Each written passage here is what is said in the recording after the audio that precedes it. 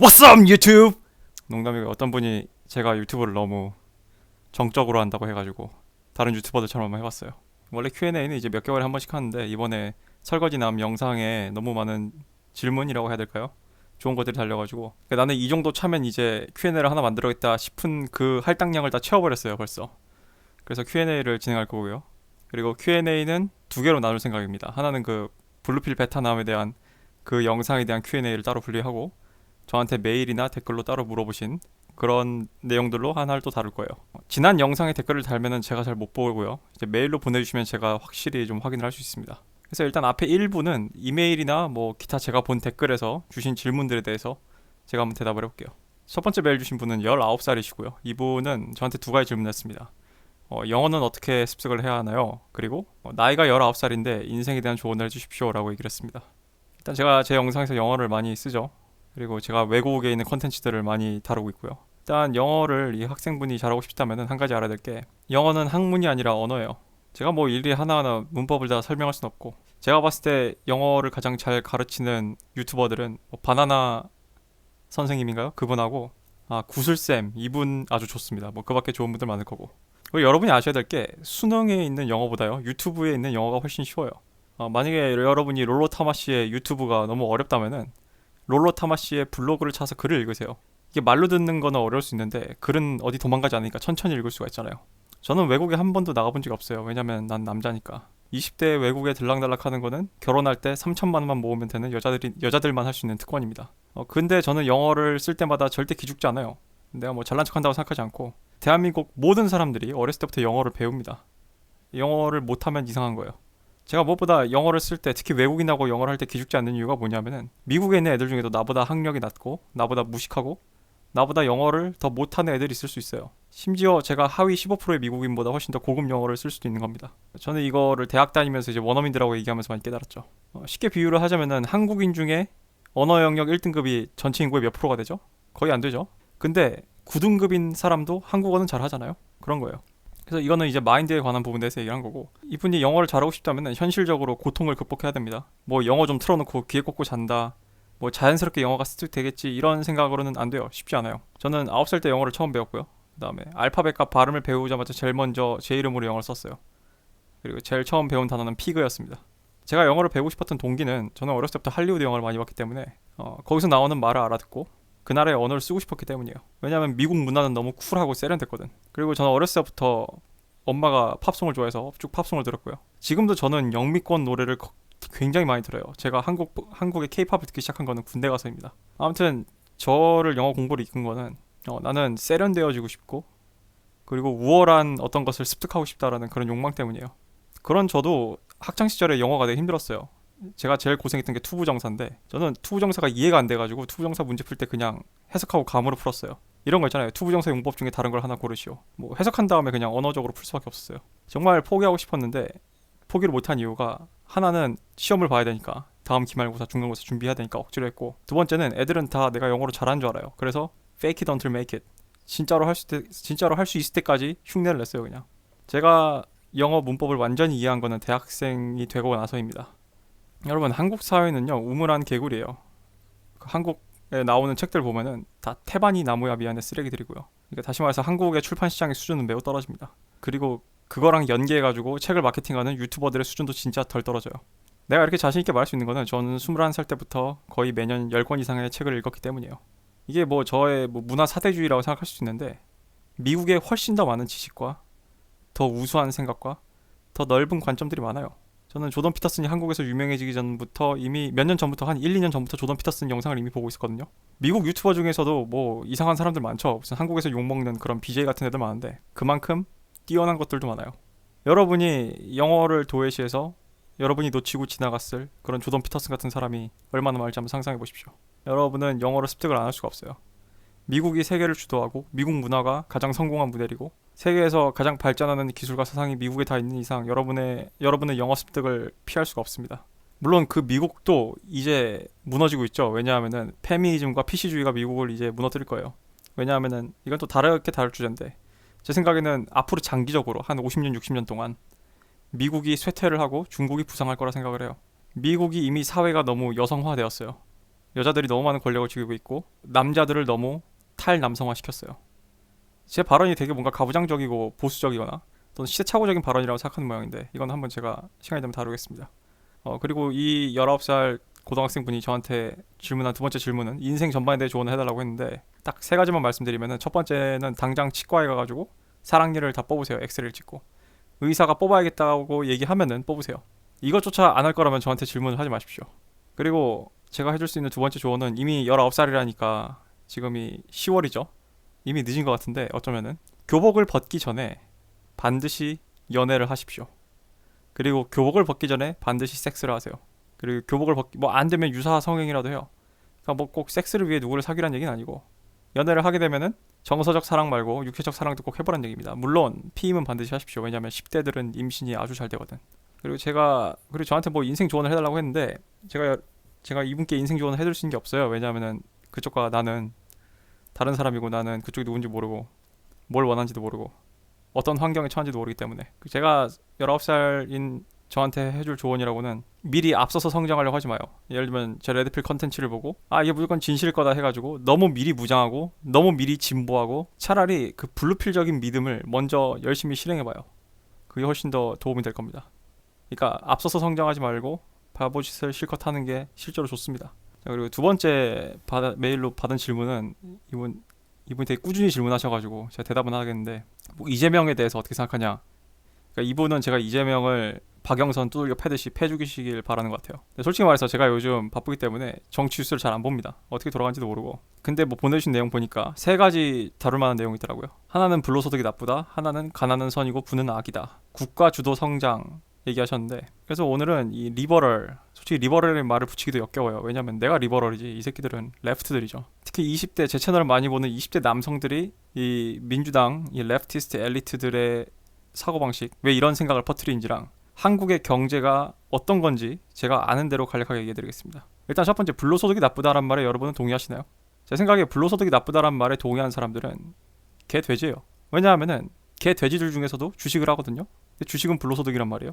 주식으로 얻는 수익은. 그리고 비트코인 하잖아요. 이것도 불로소득이잖아요. 모두가 불로소득을 원합니다. 일을 해서 돈 벌길 원하는 사람은 없어요. 특히 노동, 레이버. 불로소득이 나쁘다란 말이 널리 퍼진 이유는 뭐냐면요. 누군가는 노동을 해야 되기 때문이에요. 지금 미국이 월 얼마 주죠? 금액이 좀 줄긴 했는데 그 코로나 수당으로 웨이터가 식당에서 일하는 것보다 훨씬 더 많이 줘요. 여러분이 생각해봐요. 여러분이 웨이터야. 근데 출근했는데 200만 원을 받아. 근데 출근 안 하고 집에 있으면 정부가 300만 원을 줘요. 그럼 여러분 출근할 것 같아요? 그래서 이거 뭐 슈카월드에서 그분이 다룬 것 같기도 한데 미국에 지금 사람을 구할 수가 없어요. 사람들이 일을 안 해. 그러니까 경제가 안 돌아가고 지금 미국이 난리가 났잖아요. 자, 여러분이 직장을 구하고 취직을 하는 게 여러분한테 이득인 것 같잖아요. 여러분한테만. 근데 아니에요. 제가 일전에 다른 영상에서 얘기했죠. 인구가 중요하다고요. 옛날부터 인구수는 그 나라의 경제력과 국방력에서 매우 중요한 역할을 했습니다. 노동 가능 인구는. 그래서 여성이 대접을 받다고 얘기한 거예요. 왜냐하면 여자들이 애를 낳아야 되니까. 그래서 불로소득이 나쁘다라는 그런 얘기가 엘리트들로부터 개돼지들한테 퍼진 이유가 뭐냐면은 사실은 불로소득이 좋은 거고 노동소득은 힘든 거기 때문이에요. 근데 누군가는 노동을 계속 쭉 해야 되기 때문이에요. 지금 한국의 인구 감소가 문제되는 게 뭐예요 도대체? 왜겠어요? 일할 사람이 없어서 아니야. 일할 사람이 있어야 쓸 사람도 있고 경제가 돌아가는 거 아니에요. 그게 자본주의예요. 그래서 불로소득이 나쁘다 이 얘기는 누군가는 일을 해야 되니까 너 일에 자긍심을 가져라 이거예요. 저도 23살까지는 노동은 신성하다라는 그런 마르크스주의적인 생각을 믿었습니다. 근데 좀 더 머리가 굵고 자라다 보니까 세상을 좀 보다 보니까 아니야. 불로소득은 나쁘다라고 얘기하는 이재명이나 저 민주당 저 끈앞풀들 있잖아요. 뭐 국민의힘당도 마찬가지예요. 국회의원들 태반이 다 주식합니다. 여러분들보다 주식 훨씬 많아요. 그리고 국회의원들 태반이 다 지방 토건족이랑 부동산 장난질 해요. 그래서 그 부동산 비리가 안 없어지는 거야. 마찬가지예요. 가난은 선이고 부는 악이다. 여러분 진짜 악은요 부가 아니라 가난입니다. 사람들이 나쁜 짓을 하게 되고 사람들이 가족을 배신하게 되고 사람들이 협소해지고 쪼잔해지고 배신을 하고 사람들이 서로를 해치는 거는 가난 때문이에요. 물론 더 큰 욕심 때문이기도 하죠. 근데 가난 때문이라고. 여러분 사실 wealth, money는 그 자체로 그냥 뉴트럴이에요. 그러니까 중립이라고. 돈이 하는 일은 당신이 누군지 확대한 일이에요. 어떤 사람이 누군지 궁금하면 그 사람한테 돈을 줘보란 말이 있습니다. 가난은 선이고 부는 악이다? 누군가가 돈을 가져서 악이 되면은 그 새끼는 원래 악이었던 거고요. 누군가 가난한데 선이잖아요? 그럼 그 사람이 진짜 착해서가 아니라 착할 수밖에 없기 때문인 것들도 있어요. 제가 항상 얘기하죠. 여자들, 페미니스트들, 뭐 사회적 약자들이란 사람들이 흔히 하는 착각이 뭐냐면 자기가 착하다고 생각을 해. 자기가 정의롭다고 생각을 하고 과연 너가 정말 정의로워서 정의로운 걸까? 아니면은 네가 정의로울 수밖에 없는 위치에 있어서 정의로운 걸까? 마지막으로 뭐 국가 주도 성장 뭐 블라블라 얘기하셨는데 문재인이 소득 주도 성장을 했다 실패를 했죠. 저는 이거를 굉장히 사악한 행위라고 봅니다. 왜냐하면은 어떤 한 경제학자, 그러니까 과학자로 치면 약간 매드 사이언티스트 같은 느낌인데 자신의 그런 경제 모델을 전 국민을 상대로 실험을 한 거예요. 그래서 성공을 하면은 세계에 남는 경제학자 될 거라는 그런 학문적인 욕심으로 온 국민들을 다 희생을 시킨 거죠. 그래서 저는 이게 약간 좀 매드 사이언티스트적인 행동이라고 생각을 하고요. 그리고 여러분이 알아야 될 게 그럼 문재인이 주도하는 성장은 뭔가 여러분이 이걸 알아야 됩니다. 특히 청년들이 이거 알아야 돼요. 왜냐면 학교에서 요즘 안 가르쳐 줄 거거든. 여러분이 알아야 될 게요. 저는 IMF를 어렸을 때 거친 세대고요. IMF 이후로 대한민국의 경제는 미국 경제의 비치가 되었어요. 굉장히 내가 과격하게 얘기하고 있죠. 대한민국 경제는 미국 경제의 매춘부예요. 창녀라고 해야 되나? 암캐야. 뭔 얘기냐면은 미국 경제에 따라서 한국 경제는 좌지우지되게 돼 있어요. 그리고 여러분이 진짜 돈이라고 믿는 만원짜리 천원짜리 원화 있죠. 여러분이 진짜 돈이라고 믿잖아요. 이거는 정말 위태위태한 지잡 화폐예요. 전 세계 변두 이 지구라는 그림에서 봤을 때 지잡 화폐라고 원화는. 그래서 여러분이 알아야 될 게 진짜 부자들이잖아요. 돈 많은 부자들. 그 사람들은 100달러짜리 현찰을 그냥 막 벽돌처럼 이렇게 확보해놔요. 제가 이 얘기를 왜 하냐면요. 이게 또 부동산 얘기랑 관련이 있는데 대한민국 정치인들이 절대 얘기하지 않는 게 하나 있어요. 지금 문재인 정부를 비롯한 그 민주당 애들은 부동산에 대해서 뭐라고 얘기해요? 부동산 가격이 오른 이유가 투기 때문이다 이 지랄 하잖아요. 그거 여러분 대국민이 사기치는 겁니다. 무슨 투기 때문이야 개소리 하고 있어. 투기는 언제나 있었어요. 투기는 언제나 있었다고. 대한민국 부동산 가격이 오른 이유는요. 2008년 이후에 그 경제 그 리먼 브라더스 사태를 극복하기 위해서 미국이 양적 완화를 공격적으로 하면서 그래서 미국이 인플레이션을 수출한다고 얘기하잖아요. 이게 무슨 원리인지 간략하게 좀 설명을 하자면은 우리가 미국에서 물건을 수입하려면요. 원화를 주고 사오는 게 아니에요. 내가 있잖아요. 원화는 지잡 화폐라고. 달러를 주고 사와야 돼요. 그래서 한국이 외환 보유액을 충분히 갖고 있어야 되는 거고요. IMF가 터진 게 외환 보유고가 없어서요. 그것도 또 대국민 사기를 쳤죠. 한국인들이 사치스럽게 수입품을 많이 쓰고 해외여행을 많이 가서 국내 외환 보유고가 떨어졌다. 개소리를 하고 있어요. 사실은 그때 당시 대기업들이 분식 회계하고 이렇게 막 주식 거품을 만들어내다가 주저앉은 거예요. 다시 본론으로 돌아와가지고 여러분이 알아야 될 게 대한민국 부동산이 오른 거는 미국의 양적 완화의 영향이에요. 원래 그래서 이제 그 거품이 꺼질라는 찰나에 코로나가 터져서 양적 완화를 더 강하게 해버리는 바람에 부동산이 지금 천정부지를 솟은 거예요. 솔직히 말해서 문재인 정부 억울할 수도 있어요. 이 부동산 때문에 욕먹는 거 억울할 수 있어요. 나는 그거 인정해요. 왜냐면은 부동산을 문재인이 올려놓은 게 아니에요. 엄밀히 얘기하면 지금 뭐 물론 내가 평행우주를 하나 파가지고 실험을 할 수가 없으니까 갖다부터 얘기 못하겠는데 어쩌면은 내가 문재인 정부 편을 좀 들면은 문재인 정부가 그나마 그 난리라도 떨어가지고 이 정도밖에 안 오른 걸 수도 있어요. 왜냐하면은 미국은 부동산이 지금 훨씬 더 많이 올랐거든요. 비율로 치면은 진짜 무식하게 많이 올랐거든요. 이거는 뭐 웬만한 경제 관심 있는 분들이라면 다 아시는 내용이고. 그럼 부동산을 낮추는 방법이 없냐? 있습니다. 부동산을 낮추는 방법은요. 그냥 간단해요. 금리 인상을 하면 돼요. 금리 인상을 공격적으로 하면은 부동산 가격은 하락해요. 심지어 2018년, 2017년, 2015년까지 하락시킬 수도 있어요. 근데 왜 금리 인상을 못하냐? 그것은 바로 지금 대한민국, 미국도 마찬가지고 대한민국도 마찬가지고 모든 경제가 부채 위에 서 있기 때문이에요. 빚 위에 서 있다고요. 얼마 전에 제가 뉴스를 보니까 지금 대한민국도 그렇고 미국도 그렇고 좀비 기업이라고 있어요.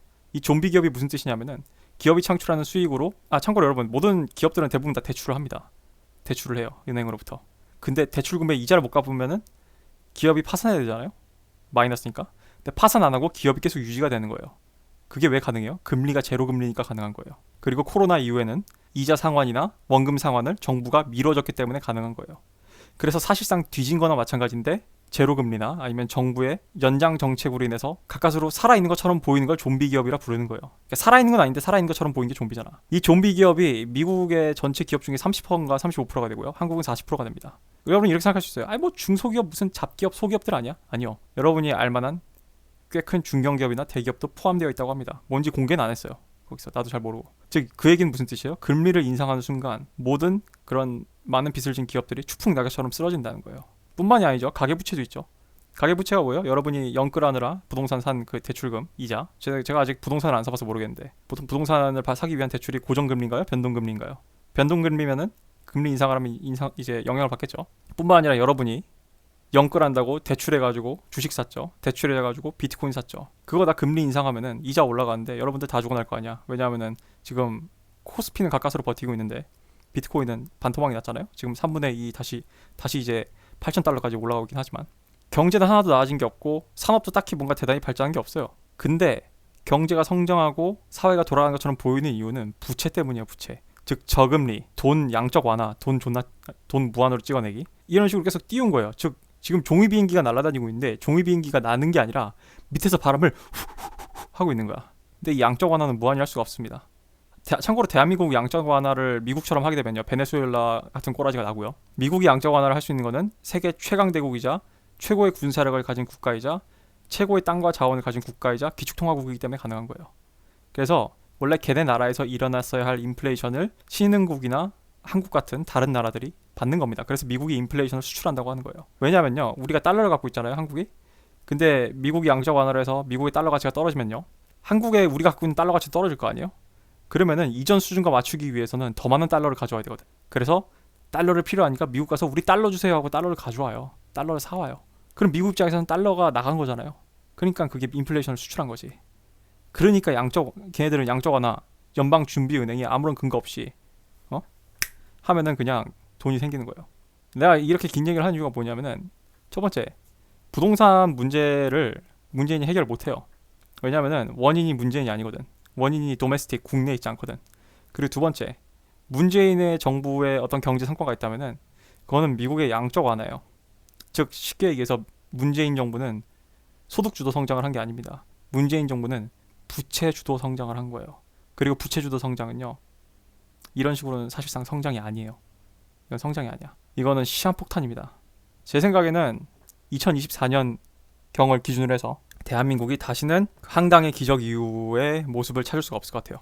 어쩌면 일본 꼬라지가 날 것 같기도 하고, 어쩌면 지금 뭐 오징어 게임이니 뭐니 이렇게 난리 나고 있는 게 여러분이 우리 한국인으로서 우리 시대의 최절정기를 살고 있는 걸지도 몰라요. 물론 이재명의 그런 포퓰리스트적이고 그런 사회주의적인 정책이 대한민국을 더 조져놓을 수도 있긴 한데, 굳이 그게 아니더라도 어떤 이런 미국발로 발생하는 위기나, 이 블랙스완은 솔직히 예상을 할 수 있으면 블랙스완이 아니거든요. 제가 예상치 못하는 다른 이유로, 또는 그게 환경 재앙이 될 수도 있고, 다른 이유로 어떤 이런 세계 경제가 무너지기 시작한다면은, 대한민국은 수출과 수입에 의존하는 국가고 자원도 없고 땅도 존만하고 인구도 많지 않기 때문에 이 대한민국의 유일한 이 젖줄인 수출, 수입, 그리고 세계 경제가 마비되면은 그때 사람들은 깨달을 거예요.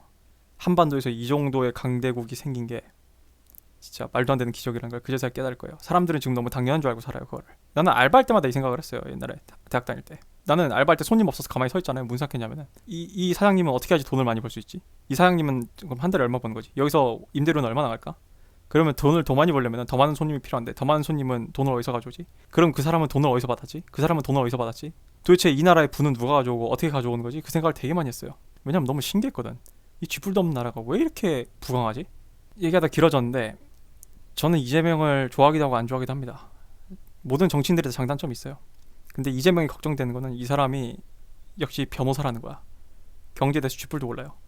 그리고 사상이 매우 위험해요. 왜냐하면 이 사람이 좌파여거나 사회주의자여서 위험한 게 아니라 이 사람은 포퓰리스트 때문에 위험한 겁니다. 포퓰리스트이기 때문에.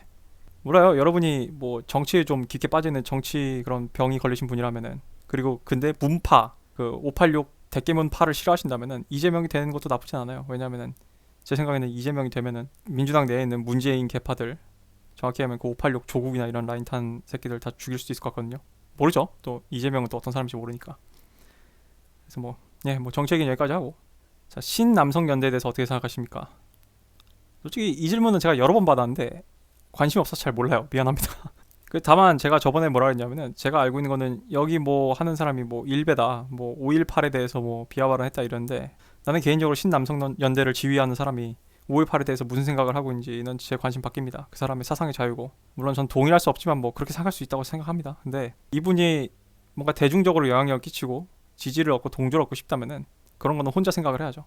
아니면 흔적을 없애던가 그런 괴상한 말을 했다면은. 글쎄요, 이분 제가 그래서 뭐 간단히 검색은 해봤는데 뭐 한 5분 10분 검색한 걸로 내가 이분에 대해서 말을 할 수 없고, 신남성연대에 대해서. 다만 좀 이 사람들은 이제 대한민국의 그 수구 진영이랑 연대를 한 것 같아요. 지금 워낙 민주당이나 진보 쪽이 패미를 자처하고 있으니까 거기에 반발해서 나온 그런 국민의힘당의 정식 군대는 아니지만 국민의힘당을 위해 존재하는 약간 민병대 느낌? 뭐 인상은 그래요. 자, 그리고 이 다음 질문은 이제 굉장히 길게 보내주셨어요. 미투가 공포스럽습니다 라고 얘기를 하셨는데, 그래서 이분이 보낸 이메일 보면은 제가 느낀 게, 그러니까 이분은 미투가 너무 무서워서 일상생활이 안 된대요. 근데 읽어보니까 이해는 돼요. 왜냐하면은 이분은 이제 20살이고 20대이신 것 같고 연애 경험도 있으신 것 같아요. 게다가 이분이 이제 로스쿨 가실 분인 것 같고 법 쪽에 약간 사법, 옛날로 치면 사법고시 같은 거 보실 분인 것 같은데, 그러니까 이분이 미투를 걱정하는 이유는 자기가 미투를 당할 만한 그런 각이 서니까 걱정을 하는 거죠. 왜냐하면은 미투는 주로 골드디거들, 꽃뱀들이 작업에 실패했을 때 치거나, 여자들이 또 언제 미투를 하냐면요, 알파남을 놓쳤을 때 미투를 할 수도 있습니다. 왜냐하면은 내가 가질 수 없으면 부셔버리겠어를 실제로 실천하는 그런 정신나간 여자들도 은근 많거든요. 특히 요즘은 한국 사회가, 특히 사회적 분위기가 그걸 또 부추기지. 그래서 일전에 뭐 제가 미투 당하지 않는 법에 대해서 영상을 보셨다고 했고, 제가 거기서 대가성 섹스를 하지 말라, 여기서 말하는 대가성 섹스는 성매매나 그걸 뭐라 그러죠? 화관이라 그러나요? 뭔가를 대가로 섹스하는 거를. 제가 블루필 그 베타남 설거지남 영상에서 얘기했던 그거예요. 아내가 설거지를 하는 대가로 남편한테 섹스를 해주거나 얘한테 청혼을 받아서 안정된 생활을 누려야지 하는 걸 이유로 연애할 때 사랑을 빙자하면서 나는 얘랑 사귀어 준다, 해준다라고 생각하는 것도 다 트랜지셔널 섹스라고 얘기했어요. 알파남과 하는 나 이 남자랑 섹스하고 싶고 이 남자 상상만 해도 졌고, 그런 섹스가 밸리데이셔널 섹스라고 얘기했습니다. 그것만으로는 이분이 뭔가 부족한 것 같아요. 이거에 대해서 제가 뭐 지금 시간이 뒤에 또 질문이 많아가지고 길게는 대답 못 드리고 나중에 제가 좀 정리가 되면 영상을 하나 만들 건데, 미투를 피하는 가장 좋은 방법 중 하나가, 일단 이런 건 하지 마세요. 여자들은 미투하고 다 잠시적 꽃뱀 정신나간 애들이니까 연애 자체를 안 할 거야, 이런 건 하지 마세요. 그거는 빈대잡자고 초과상관 다 태우는 일입니다. 말도 안 되는 일이고. 레드 플래그, 적색 경보를 조기 알아차려야 돼요. 그러니까 조기 경보죠. 여자를 처음 만났을 때 여자를 좀 알아가면서 틀림없이 이 여자 가면 뒤에 삐져나오는 사이코패스성이 하나 있어요. 남자들은 90%가 여자들한테서 레드 플래그, 조기 경보, 그러니까 적색 경보의 조짐, 그거를 발견을 해도 무시해요. 왜냐하면 섹스해야 되거든. 또는 너무 선택권이 없어. 나의 연애에 응해준 여자는 이 여자밖에 없어, 이 여자는 나의 선물, 신이 맺어준 인연, 이지랄 하느라고 여자가 뭔가 문제 있다는, 이 여자가 제정신이 아니라는 어떤 그런 적색 경보가 살짝 보여도 그걸 무시를 해요. 아니면 사랑에 대한 그런 로맨스에 대한 그런 망상, 사랑은 모든 걸 다 극복할 수 있습니다, 이지랄 하면서 적색 경보를 무시를 해요. 근데 제가 뭐 사이코패시 전문가도 아니고 미투를 할 여자를 미리 알아보는 법, 이런 거 되게 유튜브로 썸네일 만들면 엄청 클릭베이트가 될 것 같은데, 이거를 좀 차근차근 정리를 하려면 좀 시간이 필요합니다. 저도 공부를 해야 되고. 근데 여러분 이렇게 생각하지 마세요. 이 사람이 너무 과잉 대응을 한다고 생각하지 마요. 미투는 제가 방금 말했잖아요. 뭐 미투 때문에 연애를 안 하는 거는 빈대잡자고 초과상관 다 태우는 거고, 똥 무서워서, 아니다, 구더기 무서워서 된장 못 잠그냐, 이런 말인데, 반대로 여러분의 상상보다 미투는 가까이 있어요. 마무리하면서 제 일화 두 개만 얘기 드리면은, 저는 살면서 두 번 미투를 당할 뻔했어요. 한 번은 제가 이제 학원에서 영어 선생을 할 때 일인데, 그때 당시 이제 중학생 애들 가르쳤죠. 근데 여러분, 중학생 애들만 가르쳐봐도 남녀의 차이가 확 보여요. 사춘기가 온 남자애들과 사춘기가 온 여자애들은요, 아주 다릅니다. 그리고 솔직히 전 남자 선생님으로서 얘기하는데, 남자애들 다루기가 훨씬 쉬워요. 남자애들은 잘 따라요. 왜냐면 남자애들 입장에서 선생님은 알파거든. 잘 따르고 쿨하고 재밌고 뒤끝없고 말 잘 들어. 대신 선생님이 그러니까 잘 혼내고, 혼낼 건 다 혼내고, 그걸 딱 잡아줘야 돼요, 남자애들은. 그러면 말을 잘 들어요. 근데 반면에 여자애들은요, 남자애들 다루듯이 하면은 삐뚤어집니다. 아무튼 어떤 일이 있었냐면은, 여자애들 중에 한 명이 저한테 되게 호감이 있었던 것 같아요. 저를 되게 잘 따르고 말 잘 듣고, 그리고 무엇보다 그 오죽하면은 제가 좋다고 저한테 잘 보이겠다고 영어 공부를 되게 열심히 해가지고 시험 성적을 막 95점 이상 받아오기도 했어요. 원래 그렇게까지 받지 않는 애였는데. 근데 솔직히 학생과 선생 사이에 그런 금기 같은 걸 떠나가지고, 일단 나는 인간이고 동물적으로 이걸 느끼잖아요. 얘가 나한테 뭔가 이런 감정이 있구나. 당연하죠. 난 그때 24살인가 5살이었는데 내가 모를 리가 없죠. 여자 경험이 한둘이 아닌데. 그래서 저는 굉장한 펜스를 했습니다. 어차피 학원에 CCTV 다 있고. 그래서 여자들한테는 웬만하면 쓸데없는 얘기 안 하고, 그리고 교무실에 있을 때는 다행히도 항상 혼자 있지 않았어요. 왜냐면 걔가 뭐 선생님은 나한테 물어본다고 교무실에 찾아왔었거든요. 오죽하면은 제 옆에 계시던 약간 좀 경력이 되신 수학 선생님이 걔 보고 교무실 좀 그만 오라 그랬어요. 선생님 바쁘다고, 나 바쁘다고. 그러니까 그 선생님도 남자분인데 뭔가 좀 이상한 낌새를 차린 거지. 근데 내가 막 아직 젊고 어리고 하니까 여자한테 함부로 못하는 거 아니까 그 선생님이 대신 컷을 해준 거야. 그 정도였는데, 같은 반에 또 다른 여자가 있었는데 걔가 그게 마음에 안 든 거야. 몰라요. 그 여자애도 저한테 호감이 있었는지 없는지 모르겠지만, 걔도 여자애들도 다 동물적으로 알죠. 자기 같은 학원반에 있는 동급생 여자애가 선생님을 좋아한다. 근데 문제는 그 여자가 질투를 했든 안 했든 간에 그 여자가 저한테 한번 혼난 적이 있어요. 근데 제가 수업 시간에 하도 저한테 못되게 굴고 말 안 듣길래 좀 혼냈는데, 바로 가방 들쳐매고 집에 가버리더라고요. 그래서 그 학부모랑 상담도 좀 하고 그랬는데, 그때 깨달았죠. 사춘기 여자들 진짜 다루기 어렵다. 그때부터 그날 걔가 집에 가방 싸고 간다부터 무슨 일이 있었냐면은, 저를 쳐다보는 눈빛이, 그러니까 저를 좋아해서 열심히 공부한 여자애 말고 그 저한테 혼난 여자의 눈빛이 저를 굉장히 항상 이렇게 삐딱하게 쳐다보는 거예요.